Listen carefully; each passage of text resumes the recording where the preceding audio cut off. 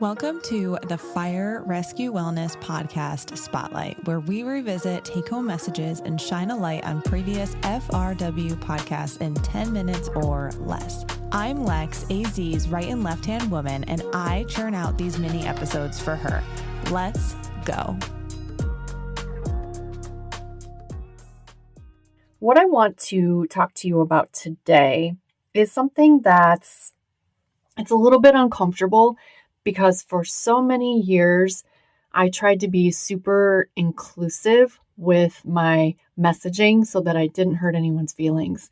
And so what I'm talking about is that I tried really hard to include all options for all departments.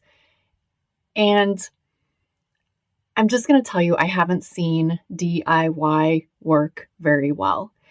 What do I mean by that? What I mean by that is a department decides, you know what, we need a fitness program.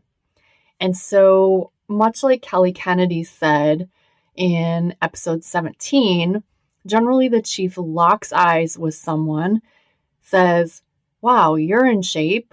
You must know what you're doing. Why don't you be in charge of our fitness program?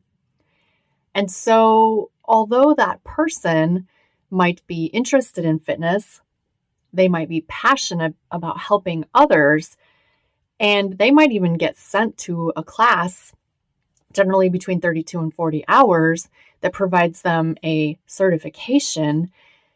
There's really so much more to the program than just fitness. So that's the first thing. When you're looking at a fire department or even a police agency, you should be looking further than just fitness. We should be considering a comprehensive health and wellness program. And by that, I mean education on sleep and nutrition and mental health, and of course, fitness. Those are the pieces, in my opinion, the basic pieces of a wellness program. The other thing we need to consider, the second thing, is that people coming into the fire service typically have very little background in health and wellness. Although, all of us eat, that doesn't make us dietitians or nutritionists or specialists in eating. And the same thing rings true with physical fitness. Even if you personally work out, that does not make you a qualified coach for others. So typically these people that are tapped to run the fitness program are simply the women or men in the department that seem to be in the best shape. So more or less, again, the chief is looking at them and saying, you run marathons, or you do strongman, or you did a bodybuilding competition, or you did fill in the blank, so you must know what you're doing. And this could actually, in a lot of cases, not be farther from the truth. Let's be honest. If health and wellness were easy, there would be no disease. There would be no injury other than traumatic injury. And there wouldn't be individuals who struggle with their weight, whether that's gaining it, losing it, or maintaining it. Because it's not that simple. There's so much more to it. There's the human factor, and that human factor is really complicated. Typically, members of the fire service are either sleep deprived and or traumatized. And if we're being honest, our bodies are keeping the score of all of those things. And so the members of the fire department, they may want to be healthy and fit, but the human factor comes into play. There will be pushback for, I don't have time. I'm not sure if what I'm doing is working. I'm not certain I'm going to get a return on investment for doing this program. And so it's complicated. And so putting someone from the department who is simply just, finger quotes, interested in fitness and helping others is probably not going to be that helpful. And I'll take that one step further.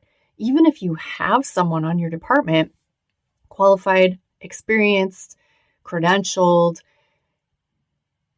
you cannot ask them to run a health and wellness program in their free time on duty. We put out fires for a living. That is our priority. We answer EMS calls for a living. That is our priority. On duty, the priority of managing a health and wellness program is going to be pushed so far down on that ladder of importance that I can guarantee you that things just aren't going to get done. So, what do I think the solution is? And we'll talk about this in a future episode, but I truly believe that the solution is to make the investment in an outside person. And it has to be the right person. You can't just go down to the local LA Fitness, pick out the personal trainer who has the biggest biceps and say, hey, you're going to run our fitness program. You're going to run our health and wellness program. Again, you're setting yourself up for failure. So getting that right person, that person with cultural competence, the person, like Kelly Kennedy said in episode 17, and Maura Shea said way back, I think it was episode 9 or 10, that person that can say, I don't know what you do, but I know really well what I do. So teach me about your job, and I'll teach you about your body and how to avoid getting injured, how to lose weight or maintain, lose, gain, or maintain weight, how to increase your VO2 max, how to do all those things.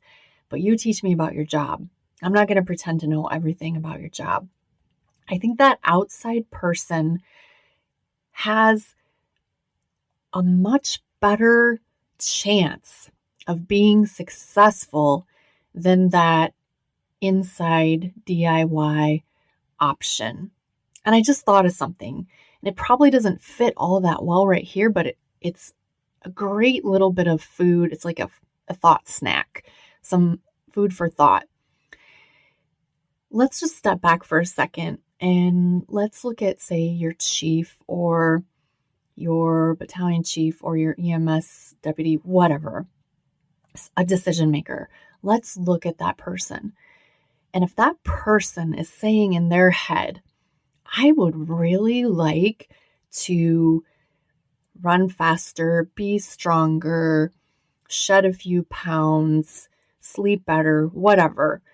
If that person is saying those things in their head, do you think that the best option for them would be to walk into their local Planet Fitness or whatever gym, hospital-based wellness center, and say, please give me a trainer who was not experienced at all before, but is excited to be a trainer and went to a 32 to 40 hour training? That's the person I want helping me with my precious health and wellness.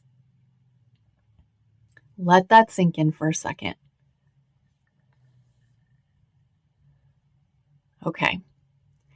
Now that you let that sink in for a second, the other thing that I want to make as a point is that these people that are interested, these firefighters that are interested in helping with the health and wellness program, they can be really, really useful as force multipliers while working under the close supervision of a qualified and credentialed human performance specialist.